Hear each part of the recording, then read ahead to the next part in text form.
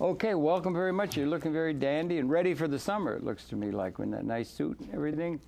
Really good. Good to meet you the other day, and welcome very much to MNN. And in the audience, our guest is Leon K. Jones. He's listed there, as you can see, Independent Associate of the Prepaid Legal. And this is a phenomena in terms of the legal demands on the population of the country, which might well be being fit by an organization that he's an associate of. We're going to be talking about that and other matters. And Leon, welcome so much to conversation. It's good to have you here on the set. Well, thank you very much. It was indeed a pleasure having met you the other day, and it's only exceeded by the pleasure that I'm currently experiencing being directly in front of you. All right, good. That's good. Now, could you share with me, Leon, a little bit? It's the way we wade in. If you could share a little bit, born and raised, educated a little bit, and then we want to get in talking how you came to be associated with this movement and so forth. But could you share your own personal background a little bit? Sure. I was born in Kings County Hospital in Brooklyn. Okay. And I stayed here for about 3 years, after which my mother sent me to Virginia to live with my grandparents. Okay. Then I returned to New York when I was 15. You were there from 3 to 15? Yes, and I attended Andrew Jackson High School out in St. Albans, Queens. Okay. And then subsequently I went to Queens College. Right. And then I had to get into the workforce. I spent several years working with Olivetti Underwood. A typewriter? Yes. Yeah. And then several years with the Better Business Bureau. Okay. And then finally, I worked for about 4 years with NBC at 30 Rockefeller Plaza as an account executive. Okay, good. I wonder if I could share the grandparents. Was that a warm, welcoming, beautiful environment? Was it rural? Was it urban? What was the setting? It was rural. It was wonderful. It was loving. However, they were very old. Yeah. And they worked in the tobacco plant. Yeah. And they were tired. So, in the plant, not in the field. Right, not in the field, in the plant. Yeah. And they had raised 3 girls. Yeah. So they were not really familiar with the needs of a young boy. So I didn't have very much supervision, I'm afraid. Well, is that good or bad? What do you think? Well, in most cases, it's bad. Most cases. In your case, it seems to have been good, or at least the result. In many respects, it was okay. When I look back, I certainly am not bringing my daughter up that way. I'm a firm believer that children need guidance, they need love, they need structure, they need support, and so forth. And otherwise, you are left to your own impulses as a child, and you can get into a lot of trouble. You think so, right? We have to do that, right? Yeah. Okay, well, that's a different view, or that's a view, whether deny neglect. I like George Carlin, the community, and he said there's too much of that. They ought to just let a kid be there with a stick and just do nothing, you know, or something. Rather, they can overstructure. You know, they got places where they go from 7:15 to this, you're doing this, you're learning Mozart, you're doing this structure. They can overstructure, trying to bring benefit to them. There are even people who give music when the baby is still in the womb, trying to get a little advantage or something, so that they will be, you know, they will overstructure. I guess that's just something that flashed through my head. Yeah, I think I like the benign neglect. I was let to go. I did a program once with a person who's the smartest person in the world by these IQ measures, and she said her upbringing was totally permissive, along the lines of Spock, you know, Dr. Spock. Sure. And, okay, I don't know, see, we could do a whole 5-hour program on that issue, right? But we got other things to talk about, like legal, right? Yes, and indeed. everything. Okay, you did. Yes. You went to the school. Was the school out in Brooklyn, you said? No, Queens College. In Queens College. Yes. Oh, you went to Queens College. Yeah, and you took a degree in business or accounting? Or in literature. In literature. Okay. Did you ever try your hand at writing, or no? Did you want to? I write on occasion. I was just trying to do whatever I could do to get out of school. Did you get out of school? You wanted to get out of school? To graduate, to get out of school. You wanted the degree? Yes. You weren't particularly, were you intellectually curious and well driven in terms of your own inner given sense of they have a term, autodidact. People teach themselves. They don't have to be told to do what some authority figure tells them they have to do to pass the test. I fall in that category. You fall autodidact? Yes. Okay, you're a go-getter yourself. Yes, intellectually curious, and physically. Yes, always have been and always will be. Okay, good. Did you take a degree out of the university? I did not. You did not. You took a degree in literature, right? Okay, we could go into who your favorite writer. I did take a couple of courses in criminology. Criminology. You never thought Yeah. about going to John Jay. They're just right I did up not. there. No. That's growing big. Do you see that big building right outside ours? Yes. That's a huge expansion of the criminal justice system. It is. Or It really is. representing that. Oh, yeah, yeah. And so you got involved in that, and then I heard you say you were at accounting or something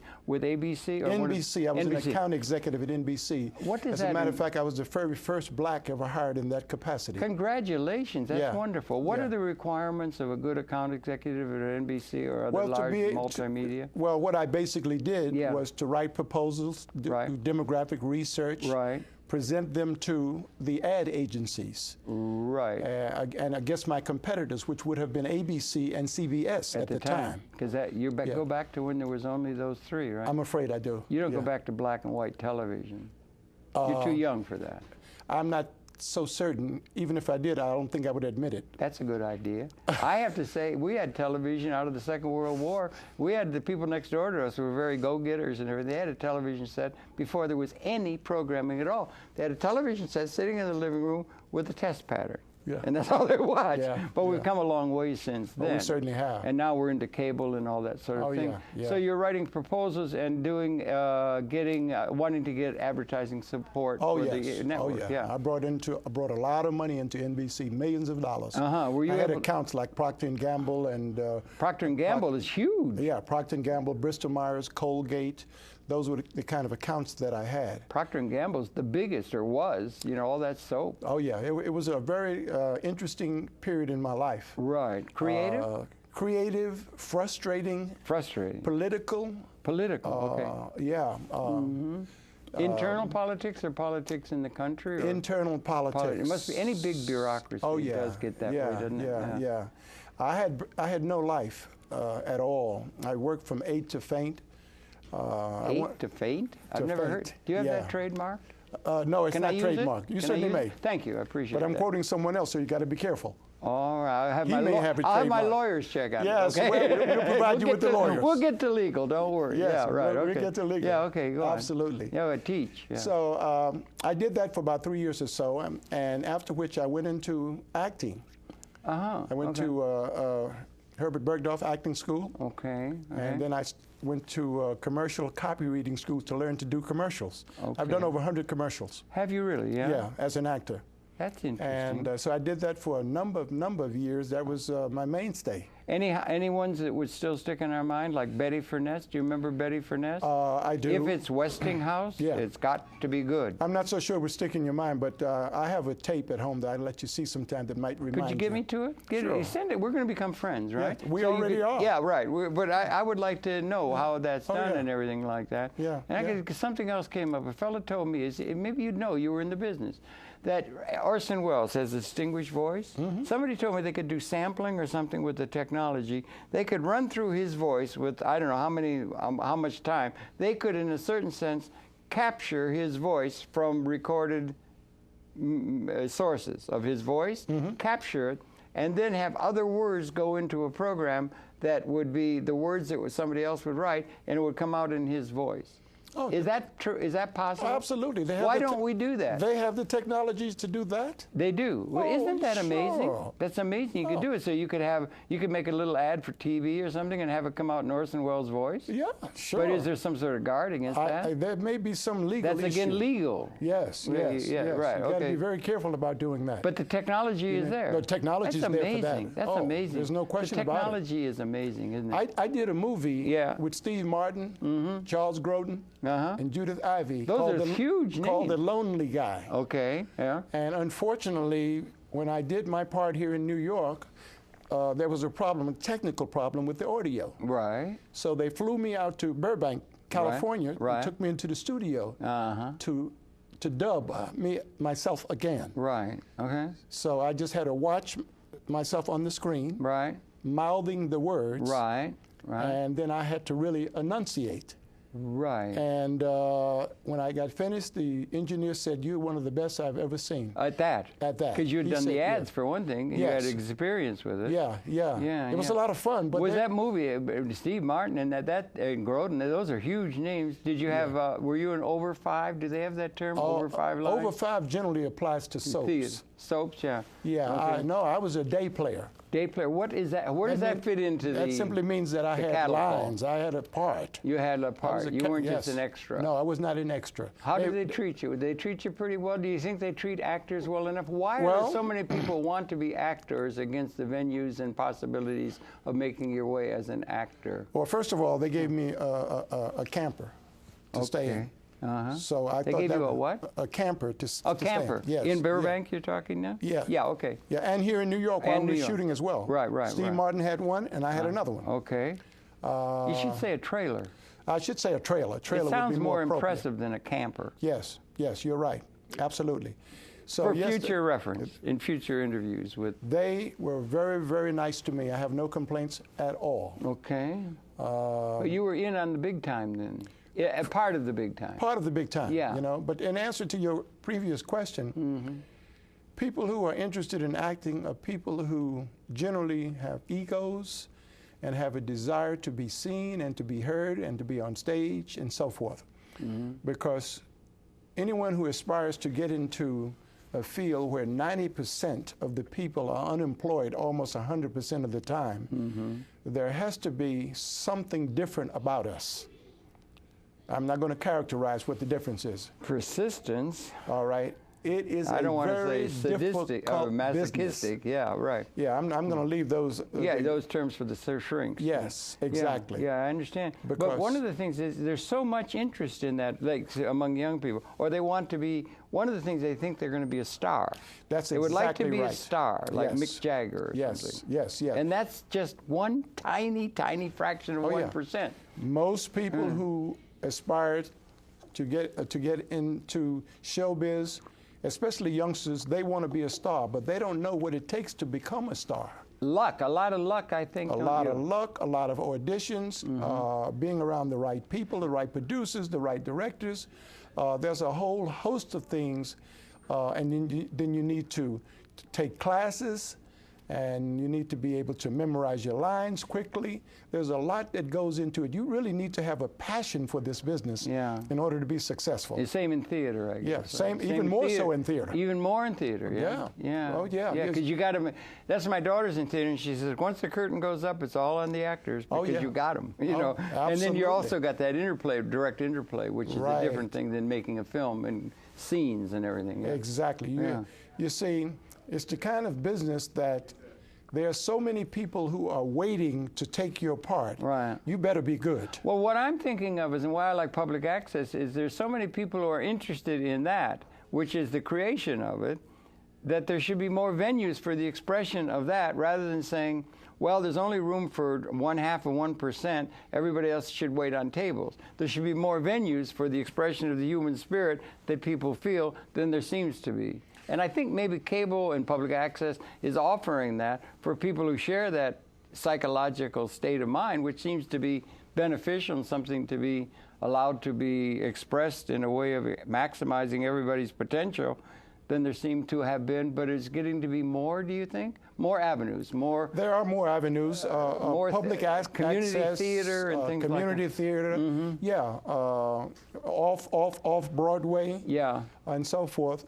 But there will always be many more actors than you're going to find venues for them to act. Yeah, well, that's interesting. That's what they think. It's the same with painters, poets. You think there's more Sure. poets, writers? Sure. All the creative things. We call those the works of civilization. Yes. As opposed to a guy in assembly line in Detroit. Oh, or yeah. doing something that turns out a good or a service, right? Right, Which a lot of absolutely. people are trained to do, like you train a mule to keep in the thing. You understand? Sure. And it can't be considered. The only thing that matters is you're getting money to buy rent. You to got pay it. rent. And that's the way the society seems to be set up. You I got was it. very impressed when you said in the luck with the actor, or you know the right people and that kind of stuff. William Morris, you have a thing. So it is with many of our institutions. It's a matter of who you know, particularly Absolutely. things legal. Yes. Now, maybe we could get into that, because a lot of people, what is it that a legal scholar or a legal beagle or a legal leader is able to provide that is really valuable when you get down to matters of legal concern to the citizens of the country? Well, that's an excellent question, Mr. Channer. First of all, we are a country of law and not of men. Okay. Okay. Okay. Now, there are 177 lawsuits being filed in this country, not every hour, but every minute. 177? Yes, every minute, according to the Bar Association. Okay. That's a lot of lawsuits being filed. That's actually got into court and Yes. law, and there's Now, a lot going on outside of that. You see, Settlements. We sign contracts all the time. Right. Cell phone contracts. That's right. Health club contracts. Right. Marriage contracts. Right. And most of us are not able to understand the legalese. So therefore, we need to have an attorney interpret it for us. Okay, that's interesting. You see, and if we don't do those things, we will wind up affixing our signature to something that we may not have agreed to. I think it probably happens all the time. It happens all the time. And the fact that the language is so convoluted or so hard to understand. Same thing would apply to a piece of legislation coming through the U.S. Congress or something, 1,000 pages and with all kinds of subclauses and all kinds of things. And it changes. We have a common law, we have precedent, we have change, and things change. And the legal people have to be able to understand the nuance of the structure of a system of law as we've inherited it. Well, first of all, you know, our laws here are based on common law. Yeah. And they're written by lawyers. Right. They're not written for the average person to understand. Right. We want to get into the mindset of a lawyer. And it's very, very important to have access to attorneys. Wealthy people have always had access to attorneys. They don't do anything until they have their attorneys take a look at it. Right. Now, prepaid legal has come along and made that possibility to the folks. For 80% of Americans who simply cannot afford the high cost of lawyers. Let's talk about it. We got a lot we can talk about lawyers and that, but let's talk about it because you were laying out to me before the camera rolling about the foundation of this back in the 1970s, Oklahoma or something. Maybe it would be good if you could repeat those lines. Do you have those lines memorized? I have them memorized. Okay, sure. good. Yeah, those just lines lay it are out part of me. No, with feeling. With see, feeling now. Wait a minute. 1, 4, 3, 2, 1, action. Take it. In 1969, our chairman of the board, Mr. Harlan C. Stonecipher, God bless his soul, got involved in an accident. And in that accident, he had homeowners insurance, he had medical insurance, he had auto insurance to repair his car. You're required by law to have liability anyway, aren't you? Right, exactly. Yeah, okay. Now, even though he was not at fault in that accident, according to the state trooper, he was sued. USA, you sue anyone? You sue anyone? Yes, he was sued. So back then, he had to shell out $3,500, and it almost bankrupted him. And that'd only be a retainer. Right, and that's almost $15,000 today. Yes, sir. So he looked around Ada, Oklahoma, trying to find some company that could provide legal services, and it didn't exist. He expanded his search all over America, didn't exist. So then he went to Europe and found out that in Germany and other places, they had had some form of a prepaid legal service since the early 1900s. An insurance system. Yes. Like they have in everything else. Exactly. Or not everything else, but almost an awful lot of what affects the common citizen. So he mirror matched what he saw there, brought it right back to America in 1972, launched what is called prepaid legal services today. And that's what you're associated with. Yes. It's a proud association. And we started on the NASDAQ and went to the American Stock Exchange, and currently we're on the big board, the New York Stock Exchange. That's good. And you got started about 1970, that magic period when so much creative was going on. Oh, yeah. Could I ask you, why couldn't he have gone to the yellow pages of the Oklahoma town he was in and looked for all the attorneys, each one of which would be willing to compete to be his attorney? Because why is that not open to him? He was a visionary. It wasn't all about him. Okay. He knew if he needed that service at that time, thousands, if not hundreds of thousands of other people would also need it. Right. So that's what caused him to start a corporation and to introduce this to lawyers, which is what he did. and made those services available Okay. to middle-class America. Middle class, okay. And I'm thinking about middle and lower class. I'm thinking about Middle and everybody. lower class. Okay. That's good. Yes. That's an opening on that. That's what I'm mostly interested in, because the others can have. They've made contacts at Harvard, and they roomed with the lawyer who will just come and do it and all that, like a William Powell movie or something. Right. But anyway, they have that. Why they used to have things called, if people were indigent or poor, that they used to have a thing called legal aid, but as I understand it, it's very difficult for even an idealistic lawyer to be able to serve pro bono and so forth that people need, because the need is so great now or something. But the legal aid model and the model of charitable contribution of legal services to the needy, where did that ever surface, and where does it stand, and what's the... Let me pose this to you, if I may. Please. Legal aid, with all due respect, they are attorneys. Yes, they are. They don't have the budget to investigate cases. You are simply a number. My question has been and continues to be regarding legal aid. Who pays the judge? The state. Who pays the prosecuting attorney? The state.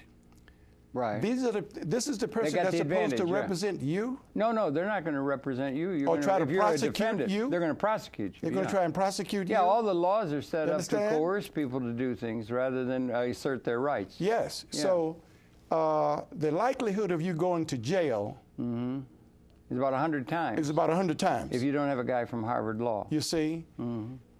So what we have done at Prepaid Legal, we have gone out and gotten some of the finest lawyers in America, because we pay them a ton of money. Okay. All right, to take care of your legal needs out of court and in court in case litigation is necessary. Okay, that's very good. That's very interesting. I think it's really important. Why couldn't Mr. What's his name again? Stonecipher have taken the time, a week or so of real research, found the best lawyer in Tulsa or whatever town he was in, and have him retained as his lawyer, so that was the number to call if the police roused him or something like that. Well, if you recall, I answered that question a moment ago. Not quite. I couldn't Visionaries don't do things that way. He was thinking about people other than himself. So therefore, he's thinking systems. He was thinking of something. If he had the need for legal services, there's got to be a lot of other people. There's got to be a lot of other people. And also that so many people are being ill-served by the legal system. Absolutely. Right. He's a man who has been looking. And mostly that's our most vulnerable people are being ill-served. You know who I compare him to? Who? Martin Luther King, Mahatma Gandhi, because he's a visionary. He is looking for justice for all of us. You see? He's motivated by that. And he was then, and he still is to this very day. Yeah. You still down in Oklahoma? Oh, yeah. That's the base, but you got lawyers all over the country? In all 50 states and 3 provinces in Canada. Okay, help me out. Now, you've grown considerably from the beginning, and I heard you say in pre-tape rolling time that there is no competition. I was saying you've got a service, a service industry that is an insurance industry. So much a month is paid as a premium by the people who associate with it. That's correct. Or what's the structure? You're an associate of that. I am. So are you then getting other people to become clients? Or how does it work? That's exactly how it works. Okay. I'm an associate, which simply means that I can market the product. Right. I can offer you the product to become a member and or an associate. So you can also market the product if you so desire. My concern is to bring you in as a member so that you'll have access to our attorneys. All right? What we provide that even wealthy people don't have is 24 hours, 7 days a week access to an attorney in case of an emergency. If you 3 o'clock in the morning, if the police want to take you out of the car, if they want to take your kids, or they're charging you. There's a lot of that going on in Harlem. Well, there's a lot of that. It's disgusting. It's Harlem all over the United States. Thank you. You know what I mean? Yeah. We send you a little card called the legal shield. Yeah. And on that very card it says, "Officer, if you intend to question me call the or attorney. detain me or arrest me, please allow me to call my attorney right now." And this is 24 hours a day, 7 days a week in all 50 states and 3 provinces in Canada. Don't you have Wealthy that right people under can't Miranda? do that. Well, don't you have Yes, that right you do under have Miranda, but people don't know it and it's violated by police, particularly in the heat of a... That is absolutely correct. Right. Miranda gives you that right. Right. But wealthy people can't even reach their attorney at 3 o'clock in the morning. He's usually sleeping. Sure. Yeah, right. Our attorneys have to go to bed with a cell phone. It's part of the agreement. And if the cell phone goes off and they see they're getting a call from a prepaid legal associate or member, they have to answer the phone. That's They the have to agreement. answer the phone. They And then agreed they to will that talk- as part of the yeah. arrangement. Then they will talk to the policeman or the police person who has pulled you over for whatever the reason. Suppose you're living in Tulsa, you're living in Harlem, you're living somewhere. There's a lot of lawyers. There's lawyers around trying to put out a shingle, make a business and that, and function. Is a person who goes into the system, we want to talk about the costs and that kind of thing, but are you assigned one lawyer, or how do you handle scheduling? You know, there's a big thing with lawyers. They have a hard time scheduling a court appearance, or somebody goes on vacation or something and you've got an immediate thing, or is there a group lawyer thing you're available to, or what? Our primary law firm is out in Hapog, Long Island. Here for this region? For this region. The headquarters of the company is in Oklahoma? Yes. Okay. The name of which is Feldman, Kramer, and Monaco. We have 50 lawyers out there, and we do our business in 3 languages, English, Spanish, and Russian. If you have a legal issue, a legal concern, you pick up the phone and call on an 800 number. You're not calling a specific lawyer. You're calling you're the firm. calling the firm to okay, identify. So if lawyer A is indisposed or something, or can't schedule, lawyer B could take care of it. You have and to first. Is it like a lottery? How do you decide which lawyer is going to represent you in the case? You have to let the paralegal know what your legal issue is. Okay. It could be a landlord-tenant situation. Okay, because you got specialization. It could be a real estate. Yeah. Lawyers, just like doctors, they specialize. More so, I think. You see, almost. No, nothing's more specialized in medicine. All right. So if you have a real estate issue, or if you have a child custody issue, or if you have a divorce issue, you're going to be given the attorney who specializes in that area to speak with you. Even both civil and criminal? Both civil and criminal. Okay, and all kinds of issues that are covered if you're being rousted. Oh, yeah, absolutely. Or somebody's come into your home, like an authority figure or something. Let me give you an example. For example, if you have a heart problem, you're not looking for a podiatrist or chiropodist, right? You're looking for a cardiologist, somebody who's familiar with your heart. Well, we do the same thing in the legal area. Do they have a thing in the legal, would they have in medicine, they have a general practitioner or a primary care physician, and then they can just go to a thing? Do they have the same thing in the legal profession? The primary care physician basically will assign you to another physician who specializes in your area of need. Yeah, but you know what I'm saying? Yes. If you have like we used to have Dr. Brent when I was young, and it was just a matter, he would sew it up and just have a cup of coffee. Well, that was a general practitioner. That was a whole different, general. It's a whole different. And primary care physicians are lacking because the money is being made by being specialized. Absolutely. Same in the legal profession? No. So who's covering the base, all the bases, do you understand what, comparable to a primary care physician in the legal profession? I don't even know what their title is. Everybody's specialized. Because that's where the money is to be made. And that's how we differ in the legal area. Thank you. All right. We're not like the medical area in that regard. Okay. We specialize. There isn't any one person who can do everything. No primary care physician analog in legal? No. There should be, maybe? No, there should not be. Can paralegals serve that purpose? No. Why? Paralegals are an adjunct to the attorneys. Paralegals did not graduate, for the most part, did not graduate from law school, nor did they pass the bar exam. Do you think we ought to get rid of primary care physicians because it's not do you understand what I'm saying? I think there's a desperate need for primary care physicians. I just went to a physician. Are you going to get specialized? No, I'm not. I'm going to stay primary care. I don't care about making a lot of money. Well, you see, that specialization path is a path to big money. Absolutely. Okay, and it's there so in the legal system. Sure.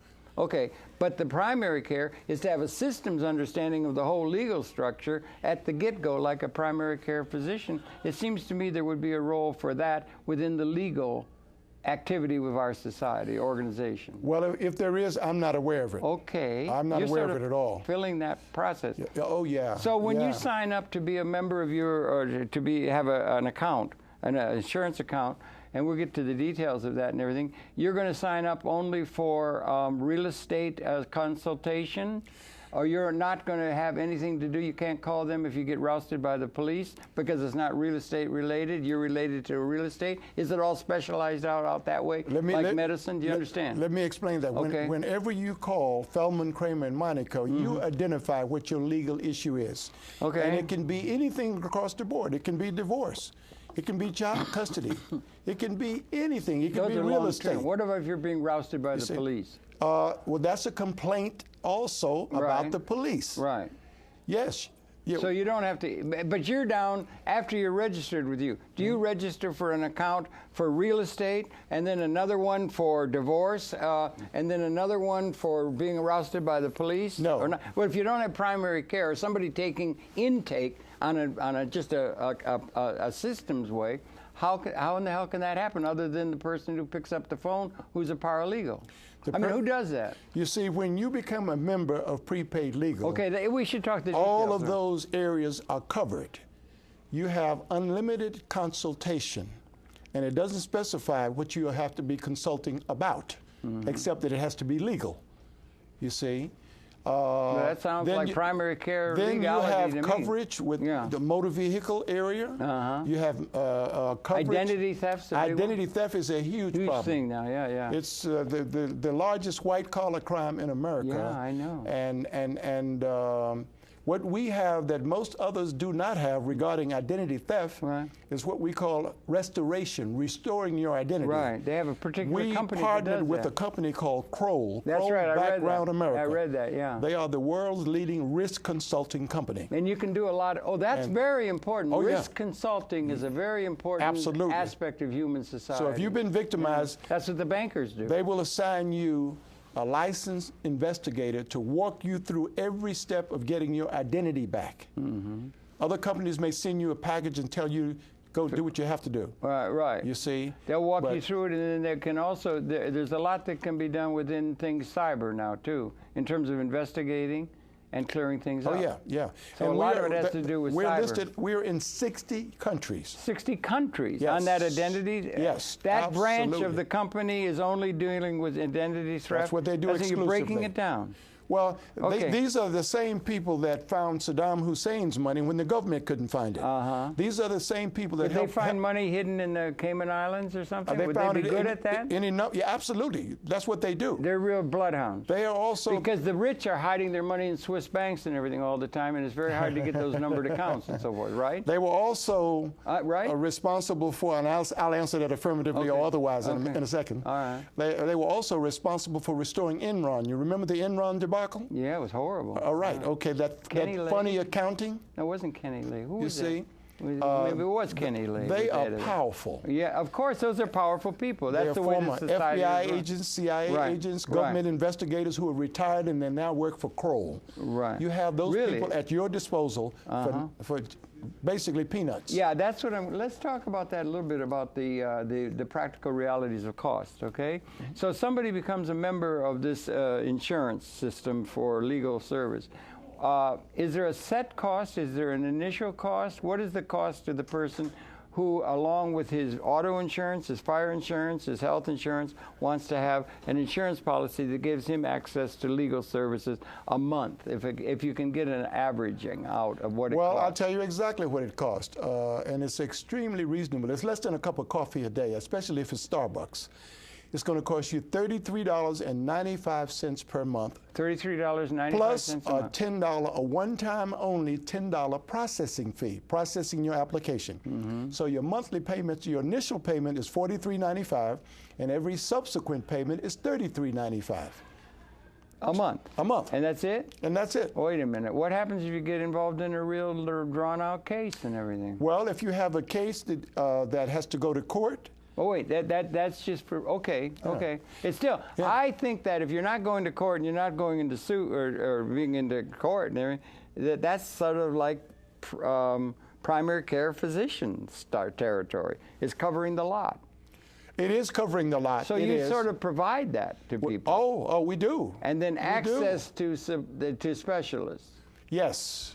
exactly, as your case warrants now, or dictates. So you'll cover that, and you'll put them in touch with the specialist who may or may not be with your company. Yes, yes. Okay, and then they would be on their own to get the attorney's fees and everything for the specialist, who they find it's a $1 million settlement that's involved, and there's got to be lawyers' fees that'll represent that. They'll still be able to negotiate those high fees like the lawyers do to make money from the people with a lot of money, if a lot of money becomes involved other than just a parking ticket. If you're talking, you know what I mean? If you're talking about a lawsuit, most attorneys, in the event that they win the case, they're going to take anywhere from 33 1/3 up to 50% of what you've won. Yeah, a huge part of any settlement is the lawyer's We fees. at prepaid legal never exceed 25%. Yeah, but you only never exceed 25% of that.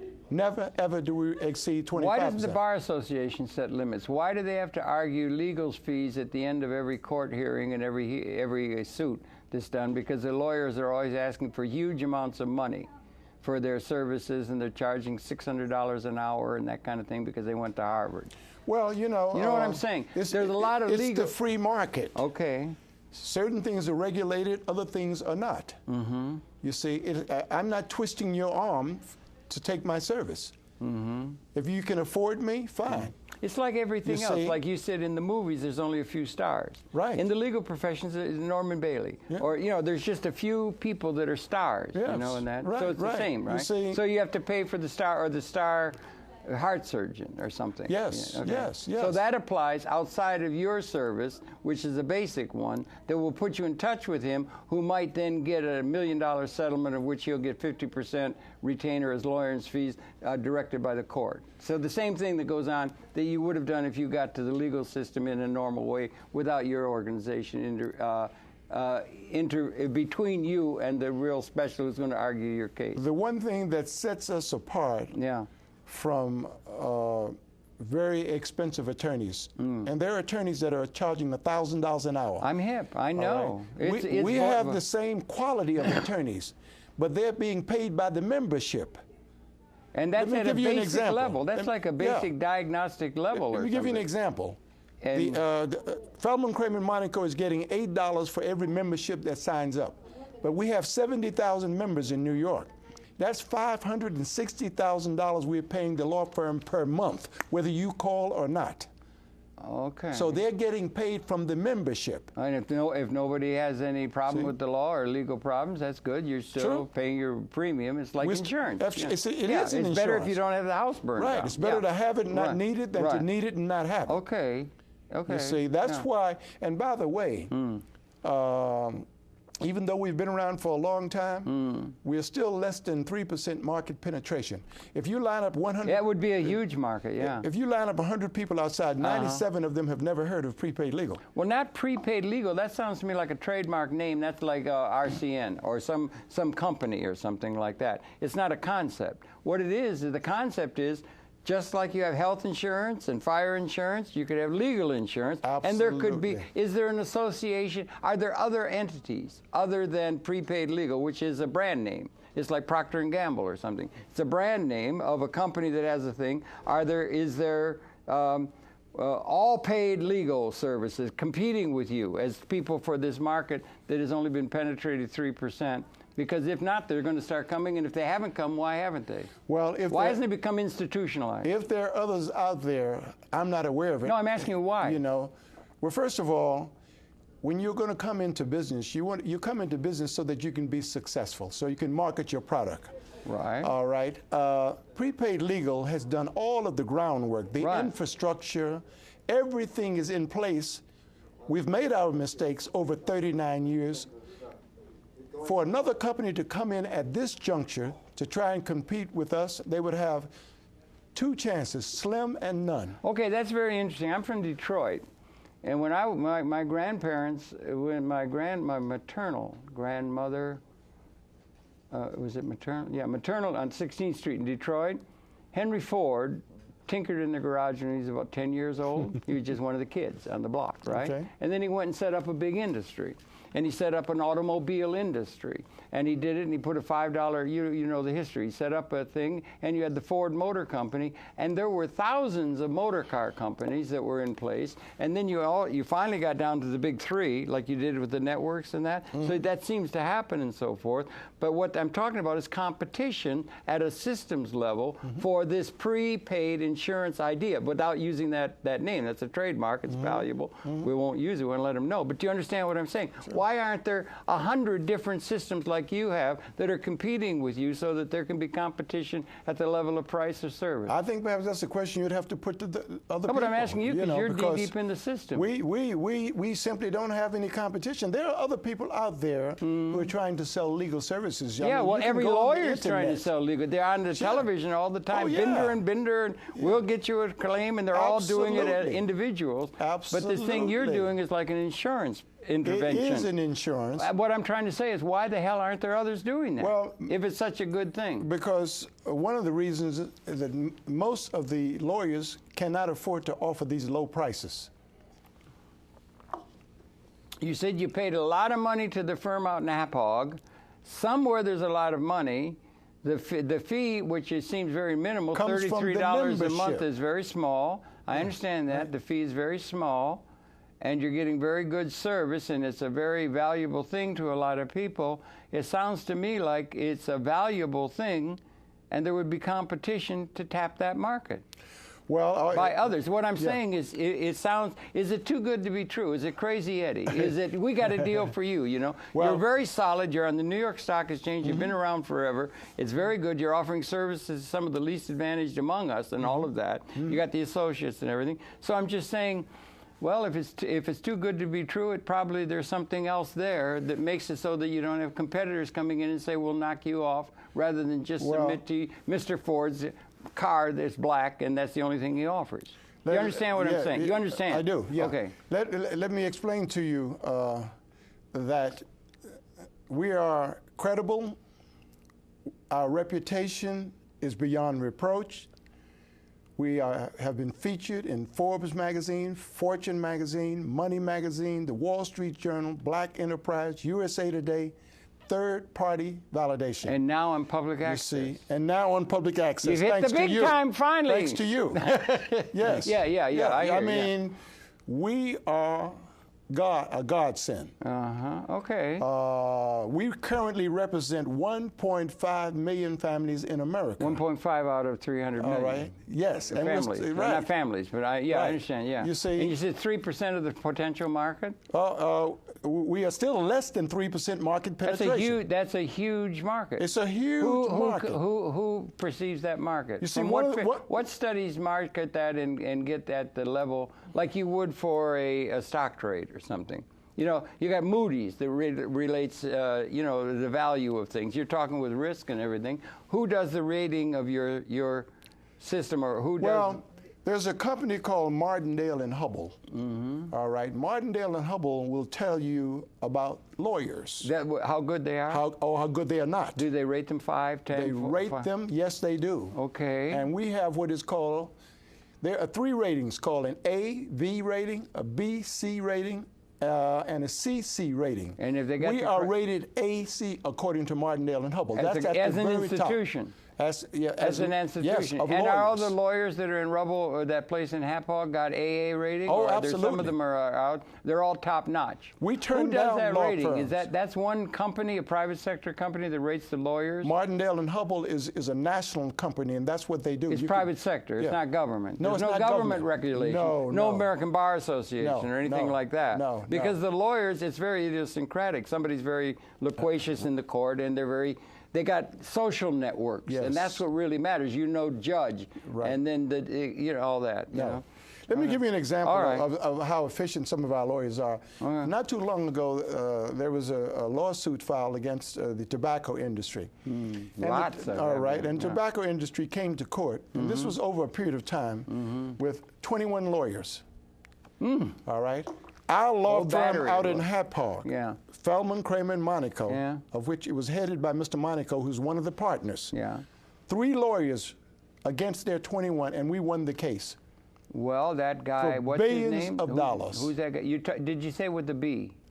Yeah. Okay, you're into real big money. You're not talking into a parking ticket or a hassle on the But we street. handle that as well. Yeah, By the okay, way, if yeah. you get a parking ticket, Yeah. here's another feature of prepaid legal. If you get a parking ticket, you don't have to even go to court.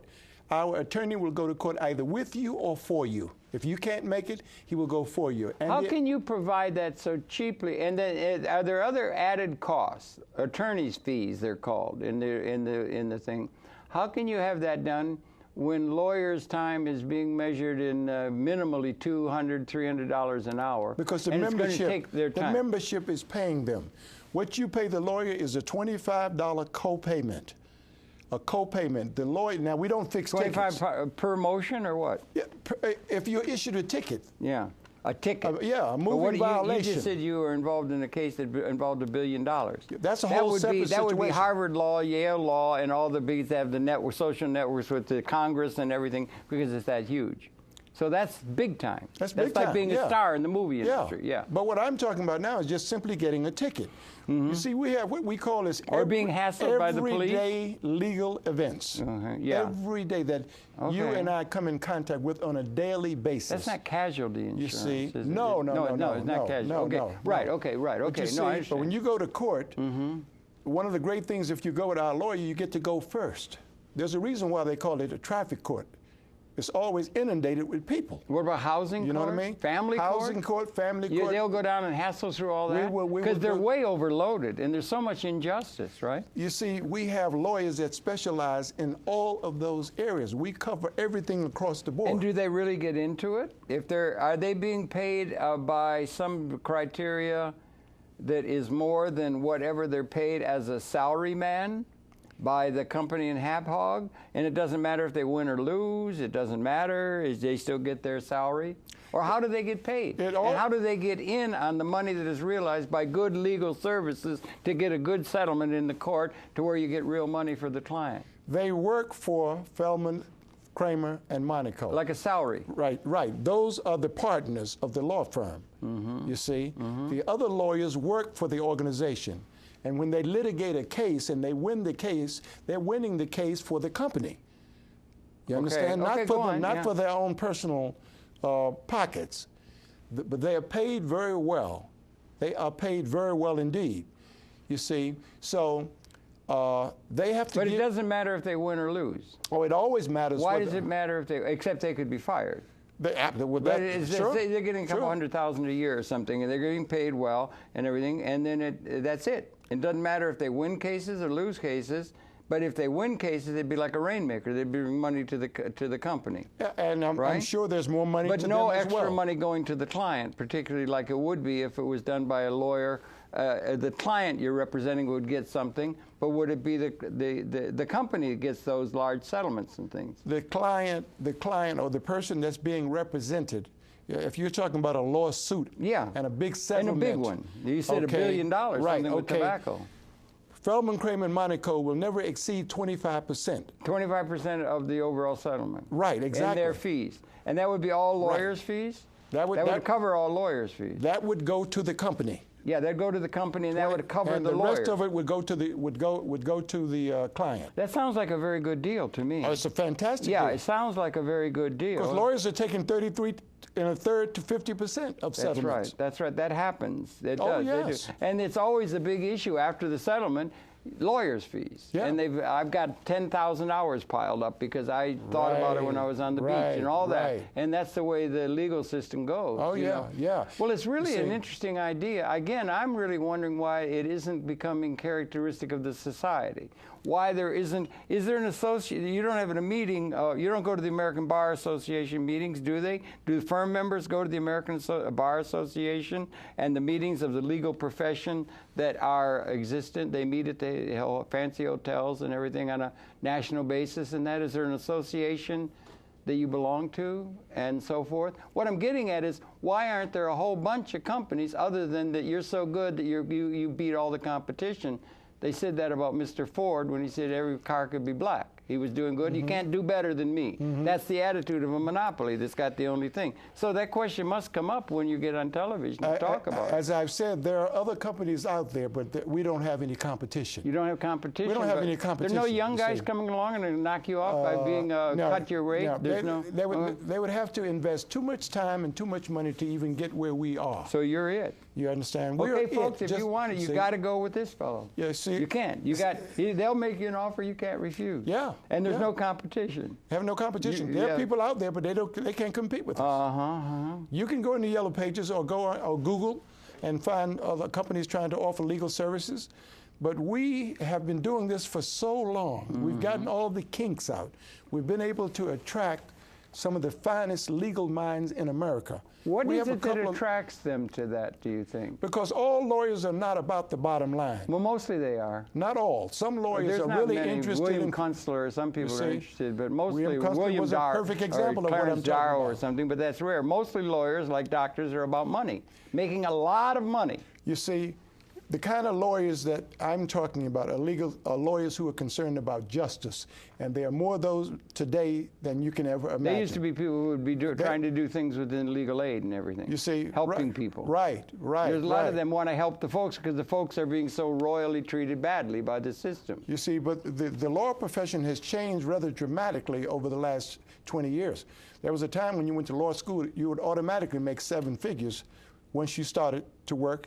And those days are over, except for the likes of a Barry Scheck or F. Lee Bailey or Peter Newfield or Bob Shapiro. That's like Cary Grant and Katharine Hepburn and the stars, and like every other industry. Or the rest Stevie of us Wonder cannot afford them. That's right. Okay. You know? Yeah. The rest of us can't afford. And that applies, and that's why you want to get to Harvard Law, and you're going to build a Rolodex, and you're going to be able to make a phone call to the guy that'll fix the ticket or fix this or do that and work the system, and also be able to manipulate legal thinking and precedent. I would take exception to fixing the ticket. Well, I know you would, but there's a lot of that going on. It's who you know. And judges don't like one another, so you get bad decisions based on personality.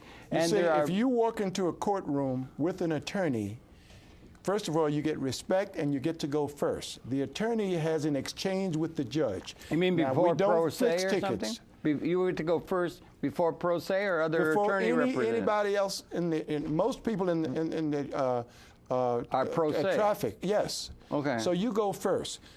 And what the lawyer will do is try and get your ticket either reduced and or eliminated, thereby keeping points off your license, thereby keeping your insurance rates down. Also, would they look at a contract you're going to sign that is, say you're going to do a closing or something? Yes. Would they look at a contract That's to make sure? That's a different lawyer. That's the one who specializes in contracts. But that would be done under the same premium rate you're paying to the overall thing as a citizen? You have the ability. Each case, does it set up separate? I'm trying to say, how in the hell can you do it for $33 a month to get all that legal service? It's phenomenal. No, it doesn't make sense. It doesn't add up unless they're taking a tape, unless they get the big cases that bring it in at the top. It adds up because the membership is paying them. They're getting paid. It's like insurance in general. It is insurance, and there are people who go through life who never have to have a legal question. Right. Because everything's understood, you know. And I see. That's why we're so attractive. And it's word of mouth. We don't advertise. You know what I mean? Yeah. It's word of mouth. Our attorneys, I'm telling you, are some of the finest attorneys in America. How many are in the Hap Hog outfit? The 200? 50. 50. And they're all good, right? They're phenomenal. I have met. Well? Yes. Oh, yes. And then we have attorneys in the various boroughs, just in case you have to go in. What if you're out in California, you're busted by the police or something, and you're being treated badly? That's an excellent question. There's an 800 number. It doesn't matter where you are. In the country. You can in the country. In Canada. Or 3 provinces in Canada. Okay. You can make a call on an 800 number. And you have an attorney. Same service. Once you're a member in New York, you're a member in all 50 states. Okay, with all due respect, it's really interesting. All due respect, you can't have an attorney ready to come down to the county jail in every town in the United States of America. You know, at 2 a.m. in the morning when you've been rousted by the police. Here's what you do. You're pulled over by the police in California. Right. You're a member in New York. Yeah. You take out this card that we have sent you called the that's- Legal Shield with the 800 that's number a on it. Miranda rights memo. Exactly. Right. You call the law firm here. The law firm here will contact the law firm where you are in California and send the lawyer on your behalf Because or have a lawyer. there's an associate relationship between the law firms across the country. How many law They're firms? provider law firms in Okay. each state, one in each state. Yeah. 50 law firms. 50 law firms. You got 50 lawyers in Hapog for New York, this area, and there's 50 law firms across the country that are linked in to an overall association. Yes. And what is that association called? Prepaid legal. Prepaid legal. So that's getting to be pretty big.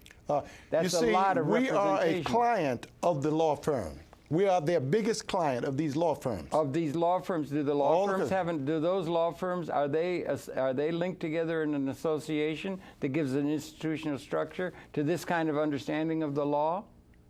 Like Yes. you have other systems, healthcare systems that Yes. link together. Yes. You know they are. Oh, yeah. And are there Yes. people? Is there a growing interest in this kind of legal structure for our society that links these 50 firms to the one in Hapog and gets insurance of to the people through the use of insurance, and is only 3% of the market? Do we see more of that coming in the future? Probably. There's certainly a growing need. Would you recommend that other people start thinking about doing that other than the firm you're involved with, even though you know they could never catch up? Those little young kids coming out of law school, they don't know what they're doing. Why would I But if they recommend that? well, I don't know. Why not? No, because we'll provide the service. Well, yeah. Well, that's what a monopolist always Yeah. says. That's what Mr. Ford says. Well, you don't need anything but a Ford if it's black. No, You understand what no, I'm saying? no. But if it's 3% only, then there's got to, and there's money. You're making money. The associates are all making money. The lawyers are making money. The firms are making money. Then there's got to be people who are going to be interested in that model as one to find. It's like Microsoft and Apple and competition, for this idea. If only 3% of the market's been tapped. This is America, and they have the option to do whatever they choose to do. You just happen to think yours is the I'm best not firm. going to endorse it. I am categorically and unequivocally committed to prepaid legal. That's like being committed see? to ABC and not CBS, Yeah, right? That's right? Yeah. Right? Okay, fair enough. I You're love a what good I company do man. because I'm helping people, Yeah. and I know that we have the And you vehicle. don't care about any of these whippersnappers going to come up and start something new by using some cyber twist or something and give you competition and saying, move aside, old company, we're coming through with the new thing. Entrepreneurs. No. First you don't of all, want entrepreneurs. You have an entrepreneurial spirit among the associates. You're all entrepreneurial, I guess, right? But what you're addressing is management. Well, You structure, see, yeah. You see, you're Yeah. addressing management. Yeah. But I'm telling you, as an associate, Yeah, I don't think there's anything that would bring me more joy than prepaid legal. Because when I get calls from people who tell me, thank you for giving me access to an attorney, that's all I need to hear. I would do this for no money. Yeah, you would. Oh, yeah. Yeah. Okay, Yes. do you make It's the something first- at it, your work as an associate? I don't mean to Well, of pry. course, of course, of Well, I course. mean, is it in the tens of thousands? Is it 100,000, it 200,000 or it something? allows me to- You can live a good style life and everything Well, like my that? daughter's at the University of Wales getting Oh, her my master's God, degree. there goes the bank. I mean, there goes Yeah. the bank account. And she just called last week and said, Daddy, I want to go for my PhD. So I said, go ahead. Well, that's good to be in that kind of Sure. a position. Yeah. Yeah, that's yeah. good to be in. I should think others through. Do you encourage people to think about becoming associates like yourself? Well, of course. Because Sure. it's a growing Well, let thing. me put it and this it's way. 50 years. No, Yeah. no, more than 50. 39. 39 years you've 39 been years. in the business growing. Here's what we do. We've only got a few seconds left, so get it Okay. in quick. We didn't get the clip in, but go ahead. What We're clip? out of time. We're out of time. You mean you didn't get? We didn't get it in. No, we couldn't get it in because we were talking too much. I'm sorry. Are you serious? I'm not. I'm serious. But we only got about 10 seconds left. They're going to run the credits, so get the last sound bites in and everything. Well, Prepaid Legal is a fantastic organization. It offers access to 80% of Americans who simply cannot afford to pay the high cost of lawyers, and at the same time get excellent representation. I highly recommend it. I highly recommend it because, as I said before, there are lawsuits filed, 177 every minute in America. Amazing. Yeah. Yeah. And that's yeah. all complicated. Yes. Oh, absolutely. I mean, to live in this society and not have access to an attorney Right. is not only irresponsible, it borders on criminal. Well, I thank you for coming in and sharing